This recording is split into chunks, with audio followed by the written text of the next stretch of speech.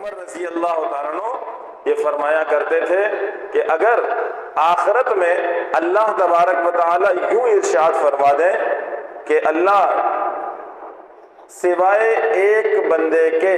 سب سے ناراض ہے، سب سے ناراض ہے، یعنی وہ ایک بندہ جنت میں جائے گا، اس کے علاوہ اللہ سب سے ناراض ہے، سب کے لیے فیصلہ جہنم کا ہو گیا، تو کہا اللہ کی رحمت سے پر امید ہوں کہ وہ ایک بندہ میں ہوں، امید اللہ سے اتنی زیادہ ہے۔ اور اگر اللہ اس کا فیصلہ اس طرح سے نہ فرمائے بلکہ یوں فرمائے کہ میں سب سے راضی ہوں، سب کو جنت میں بھیجنا ہے، اور ایک بندہ میرا ایسا ہے جس کے لیے فیصلہ جہنم کا ہے، تو مجھے خوف ہے کہ وہ ایک بندہ میرا ہو۔ حضرت عمر رضی اللہ عنہ کی یہ کیفیت، امید اور خوف، امید اور خوف، اور میرے دوستو اسی کے درمیان میں ایمان ہے، ایمان اسی کا نام ہے، امید اور خوف کے درمیان کی جو کیفیت ہے اس کو ایمان کہتے ہیں۔